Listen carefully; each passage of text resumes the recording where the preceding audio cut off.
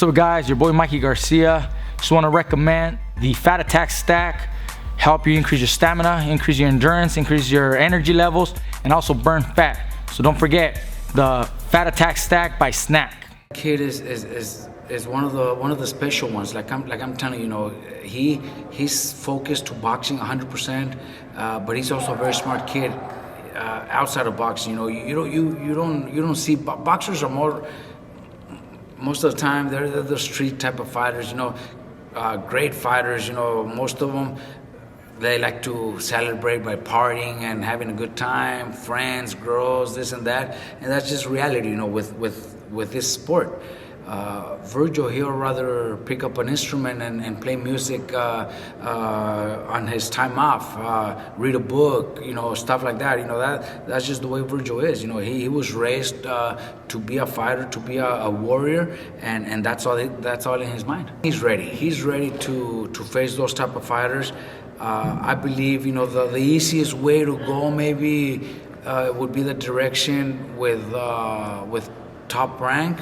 Golden Boy and Top Rank do work together and have done a lot of fights together, especially last year. They did quite a few fights together, and I think it's probably the easiest way. I'm not going to say we should go straight into Crawford, into Terence Crawford next, but it's a big possibility. But Top Rank also has a few other welterweights that might be a good idea before fighting Crawford, because I think Crawford will probably go towards the end of the year. So by then we might have to fight one or two more fights before that. I wouldn't want to keep Vergil sitting for the remainder of the year. After this fight, I think he could still do 2 fights. He hasn't been very, very active, so I want to keep him busy. I think he could still do 1 or 2 before anything big. He always says he wants to fight at least 3 times a year, so Correct. we could probably see him twice. And now that Exactly. the pandemic and all the states are allowing fans to come back, so I'm sure we will see him once again in California. I would like to see him at least one more time before anything huge. And I think that the big fight would be Terence Crawford. PBC's fighters are great, unbelievable fighters, but it's a little more difficult. You don't see that happening that often. But I think Crawford will probably be the most the easiest fight to make. Now let's talk about your another stablemate, Jose Ramirez. He's back training camp. His big fight in May. Josh Taylor is probably going to be one of the biggest fights of his career. How do you see that fight playing out? Have you talked yet about the game plan?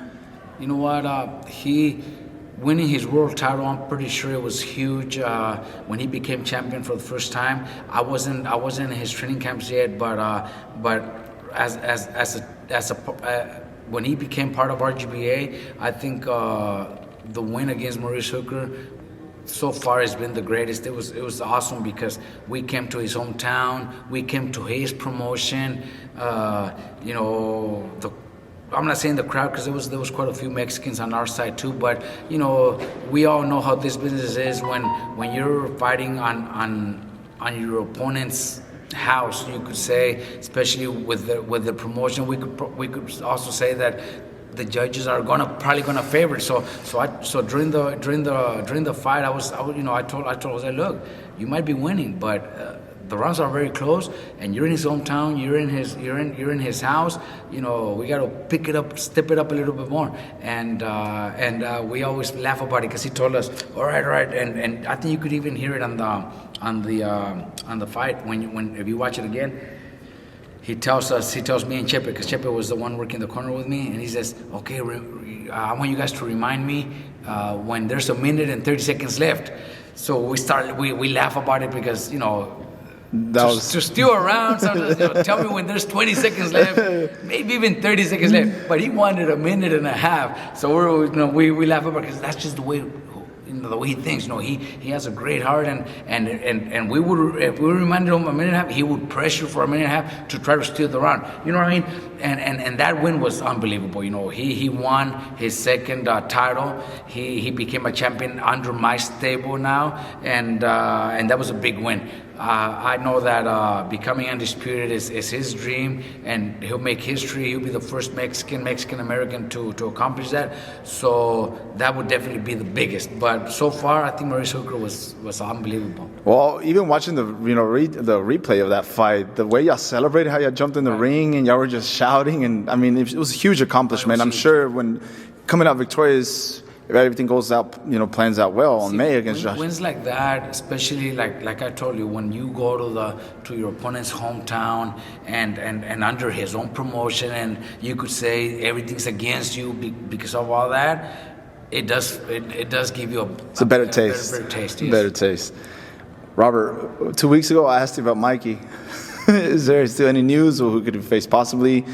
I know there's rumors of Pacquiao. I know there's more rumors coming out, but is there something concrete? There has been a lot of rumors, but there's still nothing signed, nothing official, no date, no nothing. As soon as something is finalized, I'm pretty sure Mikey will let us know, because as of right now, Mikey's training. Mikey's lost a lot of weight already. He's sparring. He's getting ready. But nothing's official yet, and anything in boxing, anything could happen. We could end up fighting somebody else. Pacquiao might end up fighting somebody else. We don't know. But the way it looks, from what I read, you read, everybody, it looks like that's the direction Pacquiao's going. But until it's signed and contracts are signed and everything's ready to go, then we'll be able to talk a little bit more. But right now, he is training.